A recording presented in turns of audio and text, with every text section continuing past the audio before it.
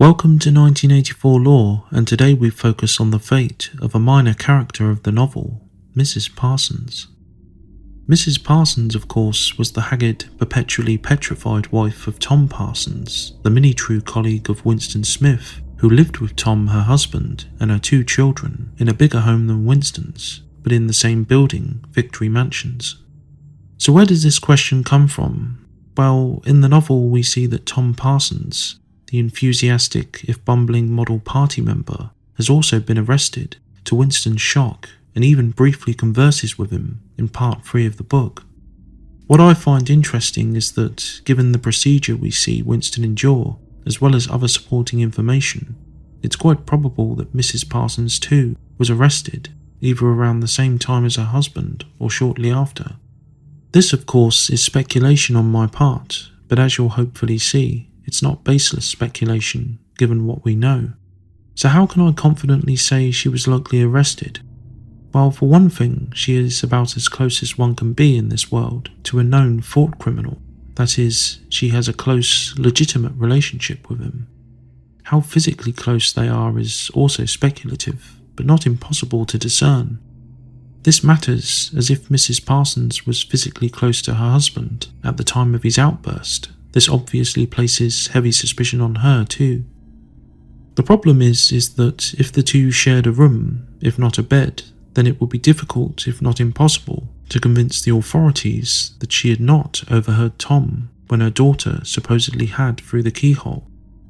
So there's a little bit to unpack here. Firstly, why do I believe the two would not share a bed like a normal married couple? Well, as with all aspects of life under the iron grip of the party, marriage was strictly controlled and directed wholly towards one purpose: procreation. The ruling inner party will tolerate nothing less than 100% commitment to both Big Brother and the party from its outer party members, which means no rival loyalties or connections can exist, or if they do and are necessary, that they be warped to the service of the party or be rendered harmless. Marriage is no exception. In fact, any married couple will likely be a particular area of suspicion, as this is an obvious avenue through which love and such a strong connection outside of party loyalty can develop. I find it hard to believe then that the married life of the typical party member is anything like that in our own world. The party already does its best to offset even the potential for strong emotions to develop by appointing a special committee to oversee the proposal and marriage processes.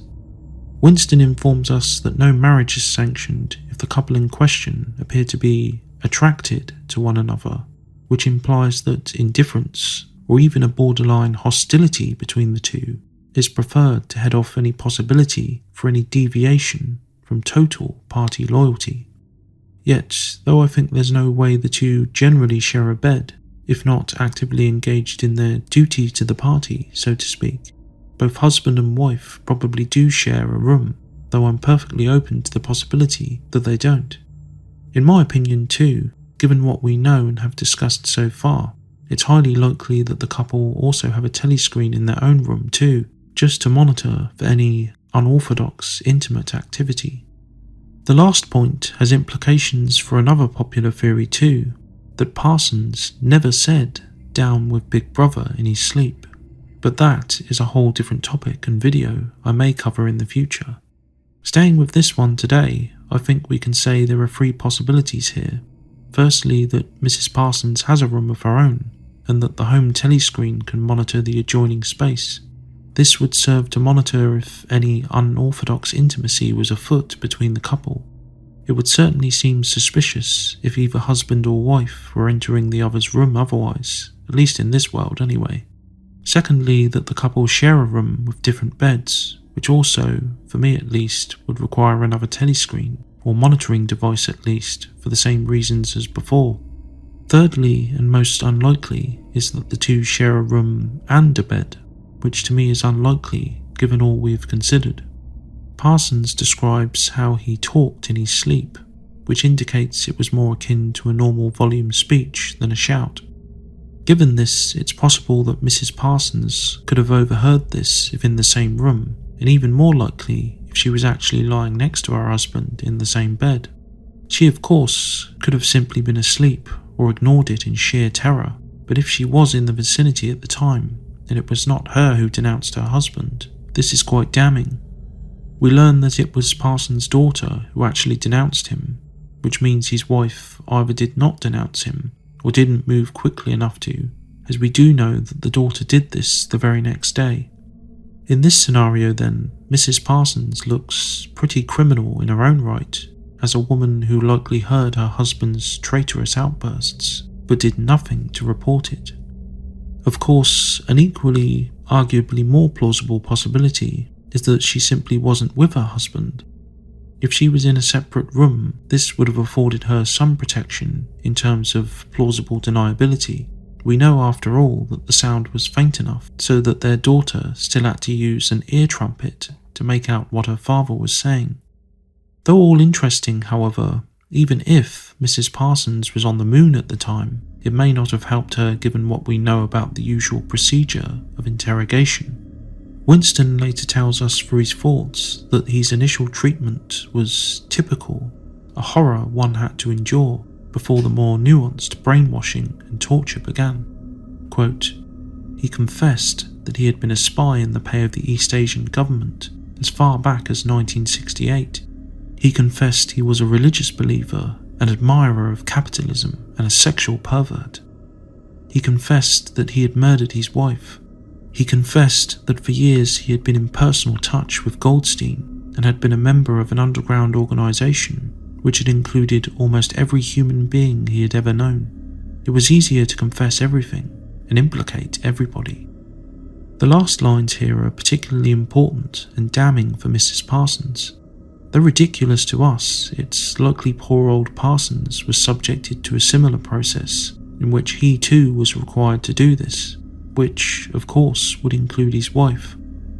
I would have to say that usually such confessions would not likely result in the arrest of the implicated people, as, if so, there may be few if any people left. However, in the cases of husbands and wives, this may often prove very dangerous. Even if she had the aforementioned plausible deniability, then Mrs Parsons would at least have both the Fort Police and sadly even her own children heavily watching her pretty much forever after.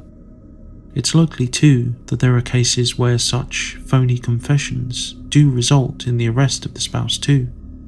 In the case of Mrs Parsons, I lean more to the positive unfortunately. While details on their relationship are near non-existent, near is not total.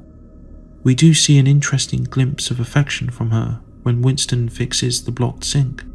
She praises Tom in a dangerously affectionate tone, opining he was very good with his hands and loves fixing things. At least with this then, we can see that there may have been more than solid indifference or even dislike between them. Could affection or even love have developed within the marriage? So, was Mrs Parsons arrested too? Well, frustratingly, we'll never truly know, but there is some hope for the character if she was out of hearing during her husband's outburst, or suitably and conspicuously unconscious enough to notice and be believed by the Fort Police. Even with a forced confession of her guilt beaten out of Parsons, there's a decent chance that Mrs Parsons could have escaped the Fort Police, at least for a time. In Part 1, Chapter 4, we do have a law example of a wife outliving her vaporized husband. Quote, Winston knew that in the cubicle next to him, the little woman with sandy hair toiled day in, day out, simply at tracking down and deleting from the press the names of people who had been vaporized, and were therefore considered never to have existed. There was a certain fitness in this, since her own husband had been vaporized a couple of years earlier. Another snippet of earlier information fleshes out this very minor character too, with her memorably praying during the 2 minutes hate, referring to Big Brother as her saviour. Of course, we know that such performances can, perhaps even likely are, just that, performances, both for the telescreens and for suspicious eyes. Winston does, however, also consider the sandy-haired woman as the type, along with Julia, who would gladly denounce him, which implies she at least appeared perfectly orthodox to Winston. The point then is that the sandy-haired woman outlived her own husband's vaporization for a couple of years at least, showing it's certainly possible, perhaps if the widow sufficiently removes the memory of their dead spouse from their minds, and is a right-thinking individual generally.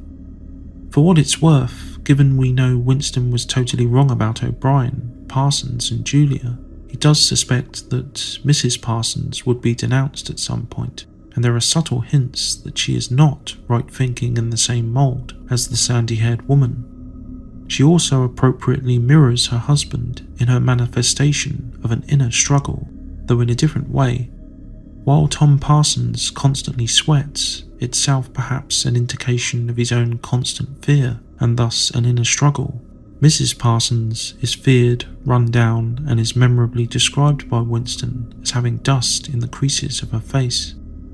As she is a woman of around 30, this in itself indicates that she is under intense stress, constantly in fear of her own children, which itself may indicate some measure of awareness and perhaps an inner struggle. If she were a sandy-haired woman or Catherine Smith type of right-thinking woman, then why would she feel such terror? As the old saying goes, why be afraid if you have nothing to hide? On balance then, I have to conclude that it's quite likely that Mrs Parsons was arrested around the same time, if not very soon after her husband. But that's only my opinion. What do you think? Was Mrs Parsons destined for room 101? Or could she have lived a long, if terrified, life, perhaps finally freed to an extent, years later after her children left the home? Write your thoughts and objections in the comments section. And remember, Big Brother is watching you.